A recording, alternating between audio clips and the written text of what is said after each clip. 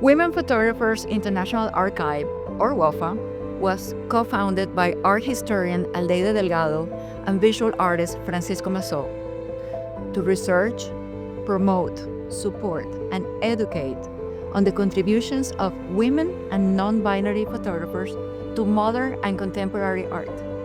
WOPHA celebrates and expands the visibility of women photographers, both here in Miami and around the world. I am honored to have been invited to host this inaugural film series as part of Give Miami Day, our city's largest annual online giving event. As an artist, communicator, and advocate for creative visibility in Miami's cultural landscape, supporting WOPHA feels deeply personal. This organization represents the power of community, the importance of visibility, and the transformative potential of photography. Today's conversations are more than interviews. They are actually encounters. Each dialogue opens a window into the passion, resilience, and vision that drive the women and allies who are helping us make Miami a meeting place for the international photography community. Join us as we listen, reflect, and celebrate their stories, told in their own voices. I am your host, Leslie Gabaldón.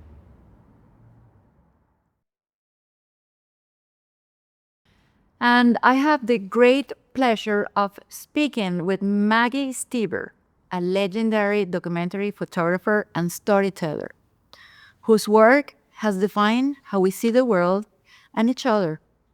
Her images, which span continents and generations, reveal both the beauty and fragility of humanity.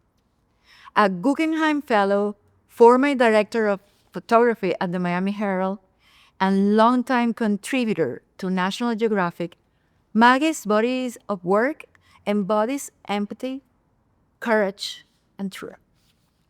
Her photographs from Haiti, where she worked for over 3 decades, remain among the most powerful records of hope, resilience, and love in the contemporary photojournalism. Maggie, welcome. It's a true honor to have you here today. Thank you so much, darling. Thanks for inviting me. I really appreciate it. We're so excited to have you here. I'm going to ask with a very important question, at least to me and to us. You often describe storytelling as an act of love, right? Mm-hmm. So I would love to begin there. What first called you to use the camera as a way to understand and connect with the rest of the world? Well, with the camera, you can really see things in a very different way. And also, besides being in love with what it does, but also I think photography is very personal. It saves us. I think photography saves us because it allows us to see the world in a different way. And I think it's really important. And I found that it saved me when my mother was going through losing her memory. And I'm an only child with an only parent. So I photographed her. Oh, right. And photography saved me because it was a way to do that. And it was a way for me to also look at it as a last chance to love and have something. When she was gone, I would always have the pictures of her. And I think also the thing is that when people let us into their lives, it's a moment of love on their part to let us come in. Well, it's certainly a symbol of surrendering. Yeah, it is. Well, I didn't say that. It was my favorite professor in college, Teresa Diel, who said, you need to make your subject to surrender to your camera. Yes. So what you just said, it's very connected with that feeling of it's a two-way, right? It's a two-way thing. And I also think when you're trying to do a story on somebody, you have to listen to them if you want to understand what their story is, rather than you just asking questions and, wanting the pictures. But what's so lovely is that you learn something from them, and we can learn from the people that we photograph. I have to say I've learned a lot that way. So it's a privilege, right? It's absolutely a privilege. Well, talking about privileges, you have been all over the world thanks to your camera, okay? And you're also a writer. Yes. And I would love for you to share the story because we're talking about WOPHA and female photographer and the female eye, and also how women, the history of women in photography. And you told me an incredible, interesting, beautiful story of action and resilience and determination of how you got your first job. Can you share this with the audience? Yes. Well, so I graduated from university, and I heard that there was a job for a photographer down in Galveston, Texas. I'm from Texas.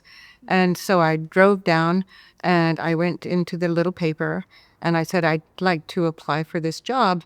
And the editor said, we're not hiring a woman for this job. And I said, He well, said that to your face? yes, right away. How? What year is this? Maybe it was 1917. Or the 70s? Was this in the 70s? Let's Or see. When did let's see. Yeah, it's okay. I can't remember. But is this I was 20, yeah. 19 or 20. So this is a time where women were a very rare, you know, Yes. to have a woman in staff in a Yes. newspaper, right? Yeah. But so I said, well, since I drove down here, could you tell me about how the paper works? At least I would learn something. And he said, okay, no, go away. Okay, go away. But I said, oh, but is there a coffee shop somewhere near here? And he said, yeah, that's where everybody gathers in the morning. And I thought, oh boy. So I went down there and I started talking to people and asking them questions. And I asked them if there was a story that the paper hadn't done anything with. And everybody got so excited. They said, not only that, but they're going to tear down this very, very important building at this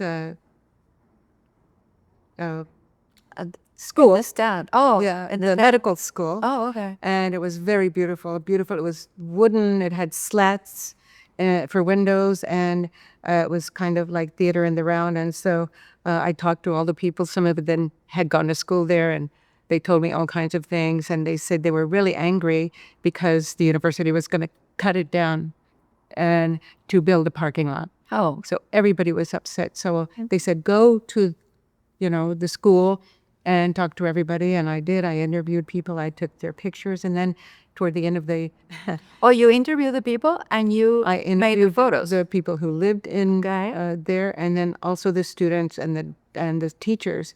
And everybody was very upset.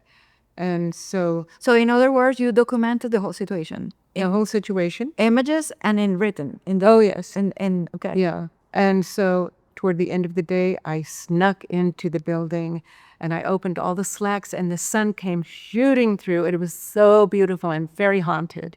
And so anyway, I was staying with a friend who had a dark room.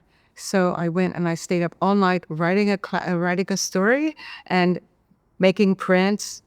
And so the next morning at 9 o'clock, I went back to the paper, and the editor said, Miss, I told you we're not going to give you that position.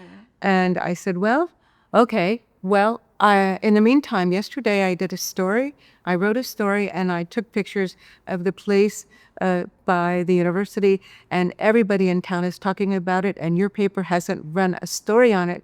So would you at least look at this? So he said, oh, okay. So, oh, women, whatever. And so he was reading the story, and he was shaking his head like this. And then he looked at the pictures, and he was shaking his head. And then he looked at me, and he said, Miss, you have the story. You have the job. And we'd like to publish it on our front page tomorrow. You have the job.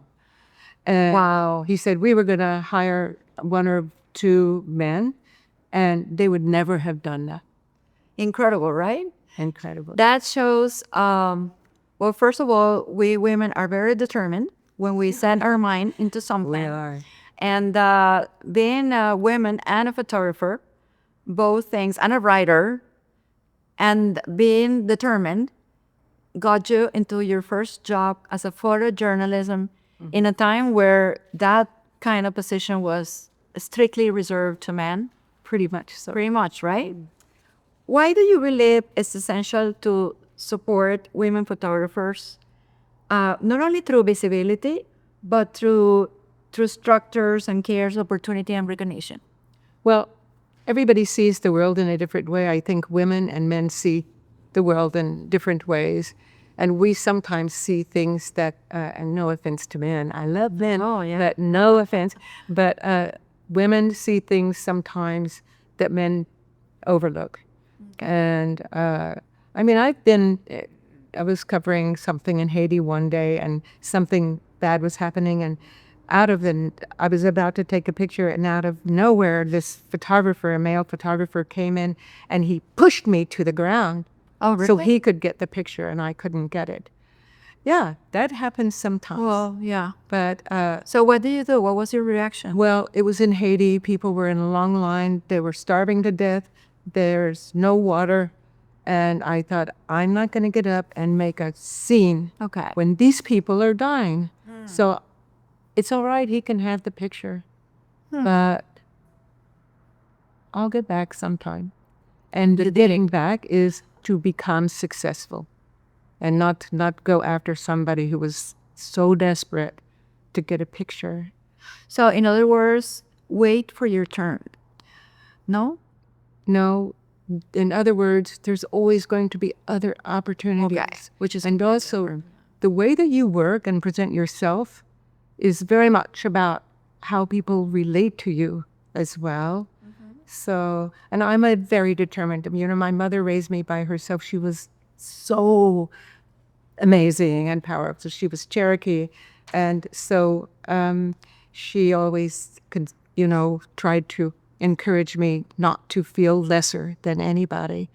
and to have the courage. And to have the courage. To go And after she what- had the courage, and I learned how to have courage from her. Isn't that beautiful? That it's also something that you learn through generations, the way you're brought up and the way you see did your mother influence in somehow your decision to become a photographer? Or was something that was completely on your own? I was going to be, this is crazy, I was going to be a high school French teacher in Texas where they don't even want to learn Spanish. And so, I mean, really. But, and so I was, but I had a friend who was studying photography, and she would use me as a model. And then she would come the next day with the prints, and I said, this is amazing. And so I changed my course into study photography. Wow. And I got to work or learn from some excellent teachers. And so, that's what I decided to do. So, you said to me the other day that you have gone with your work to 72 countries, work in Haiti for 3 decades. Why Haiti, and what is the connection of Haiti to your work and to Miami maybe? Because I know we have a big colony here of Haitian people, so it has something to do, or what brought you to Haiti? I did 2 or 3 stories in Africa when I was still working as a photo editor in New York.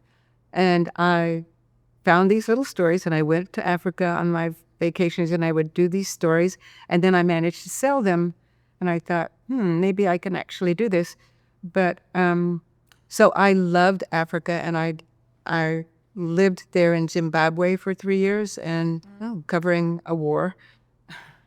And but anyway, so I went to Haiti because I missed Africa, and it's very like Africa in many ways. And so I just fell in love with it. And so I spoke French, and I was able to correspond, but of course they speak Creole.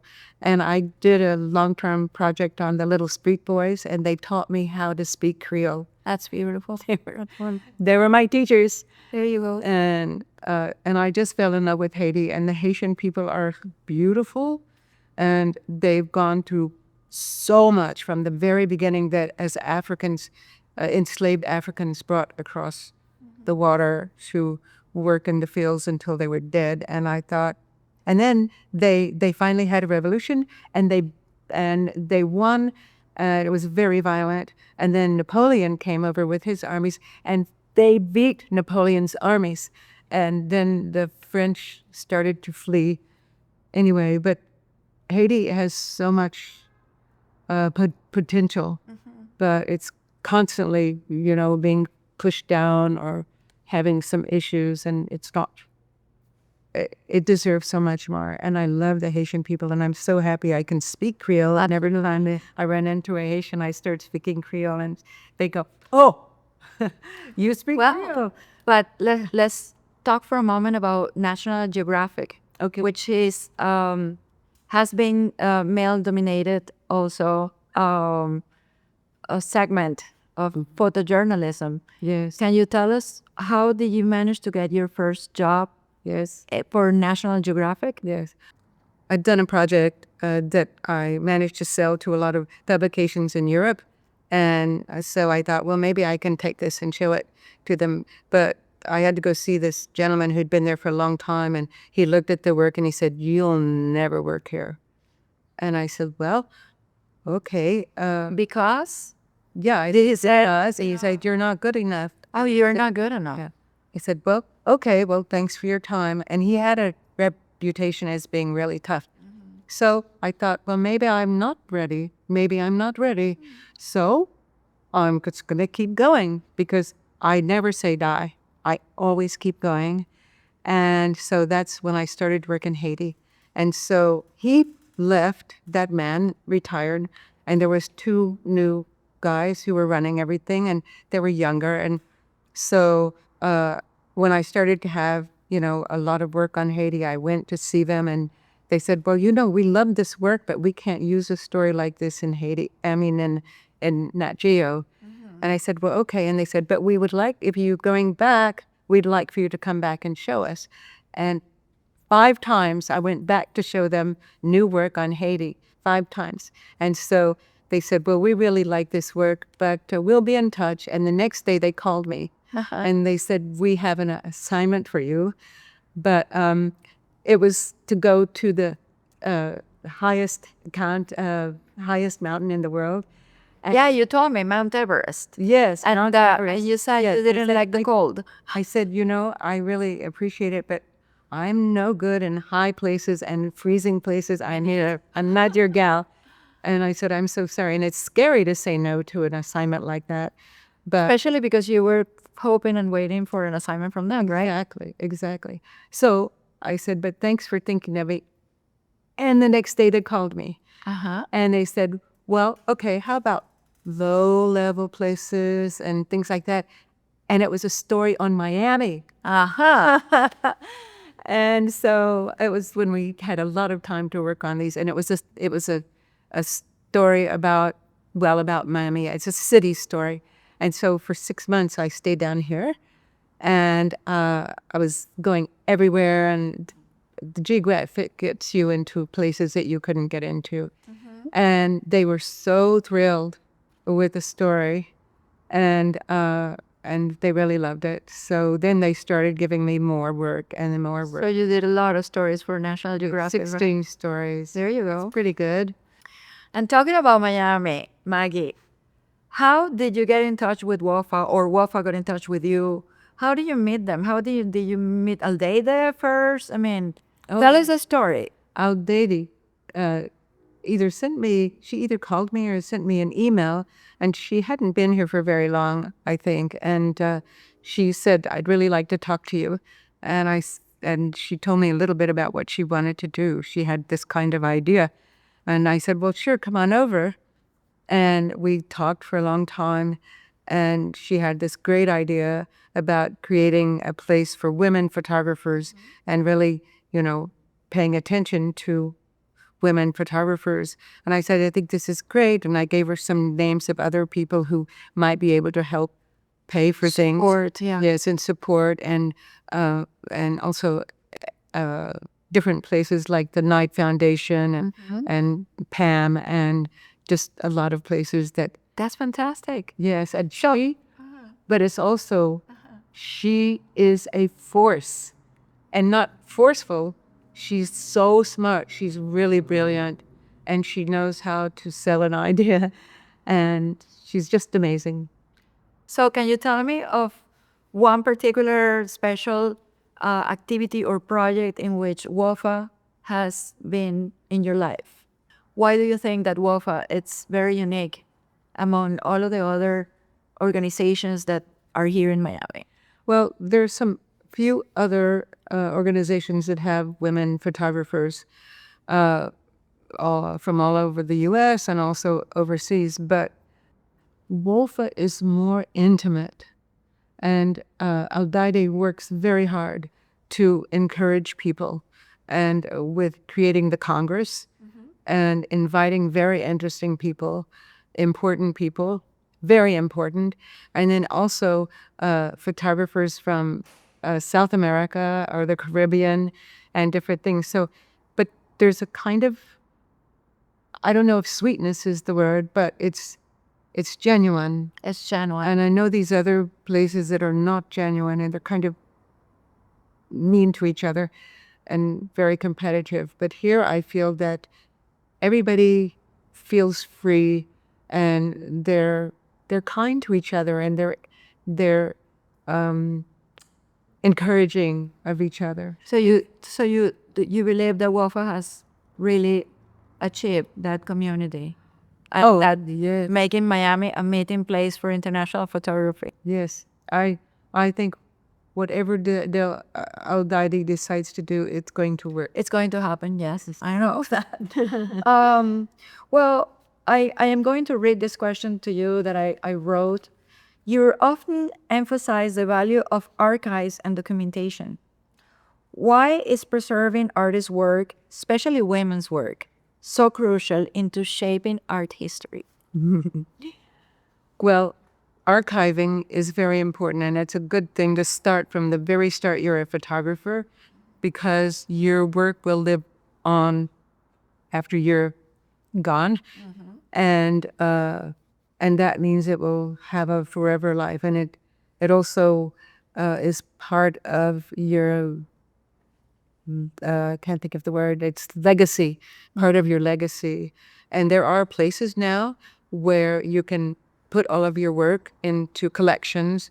The University of Texas, where I went to school, they have a collection. Also, I have work in the Library of Congress, and you'd be surprised if you try to get your work, but you have to do the work for a long time. It's not just, I'm going to go out and do this story.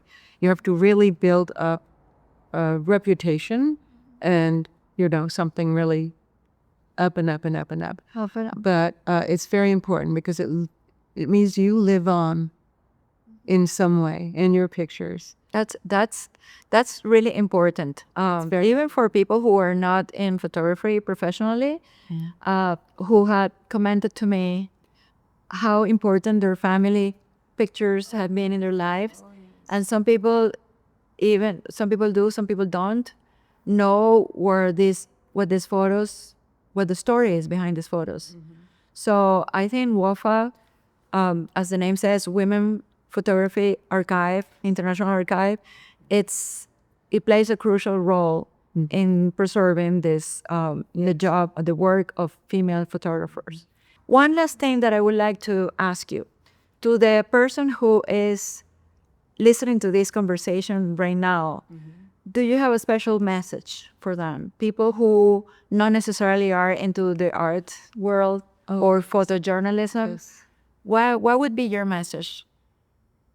Well, always have faith in yourself and have faith in your work, and don't ever give up.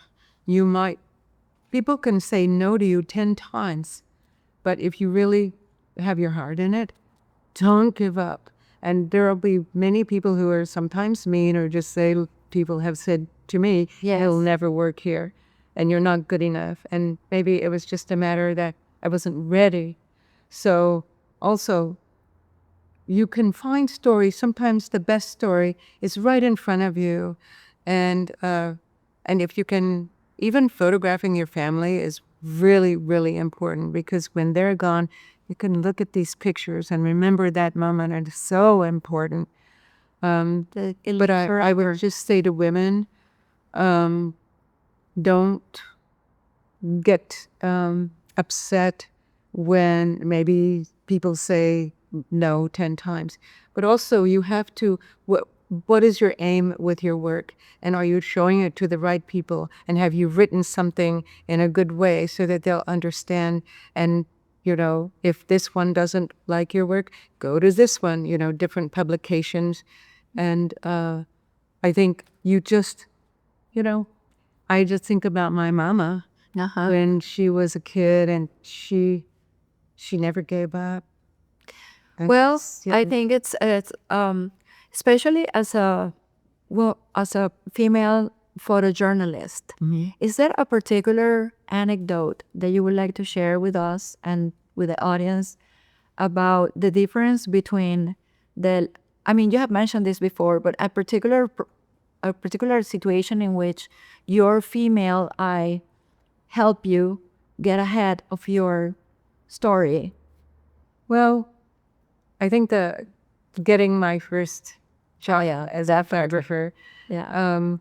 And then, so I'll try to be brief, but so I was in Galveston, and then I decided to go to New York to find myself, and I wanted to get a job as a photographer, but again, there were no jobs for me. But so I got a job in a furniture store, and okay, this is kind of maybe too, I don't know if it's right. Never mind. But anyway, how's that? What was it?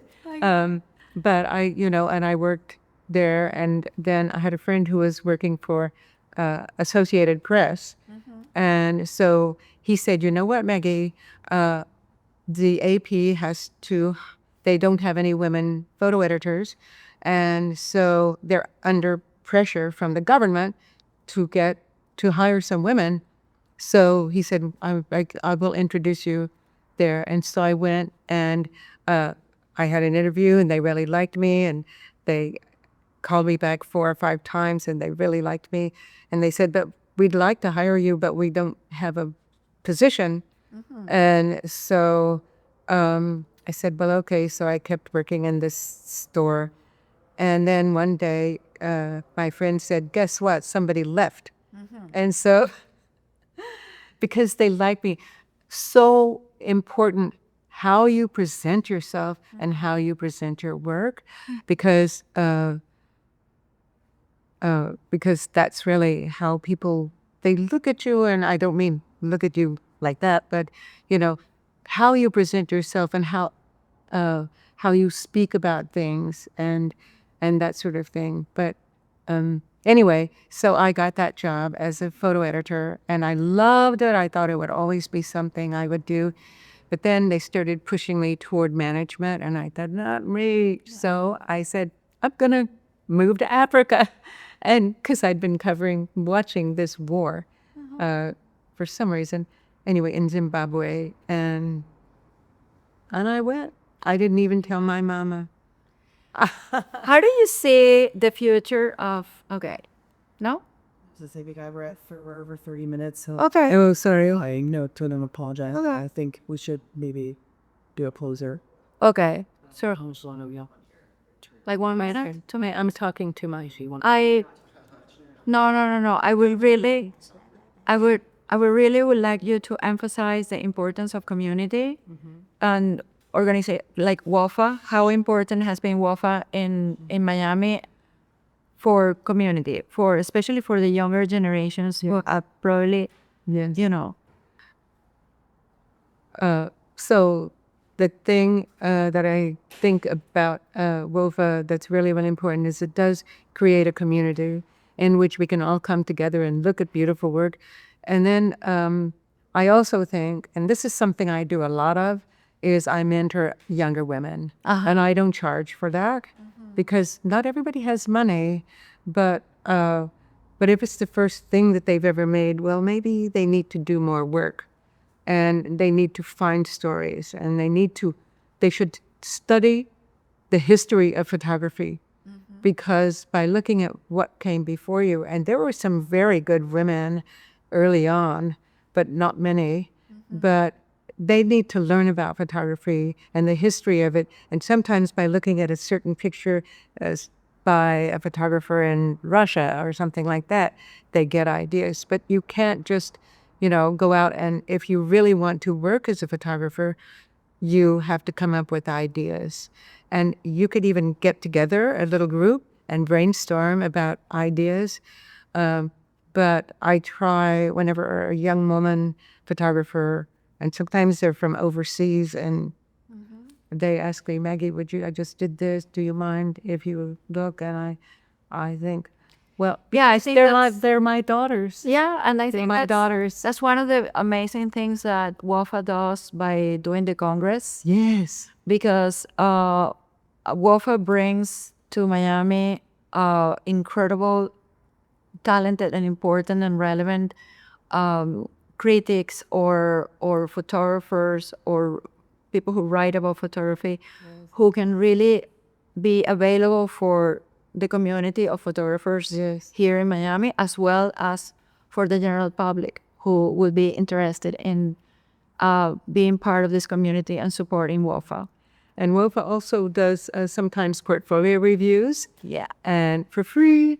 Yeah. And a lot of things like that. So, well, Maggie, thank you so much for your time. So much. You have been so valuable today, and I'm sure that a lot of people will be inspired by your story and motivated.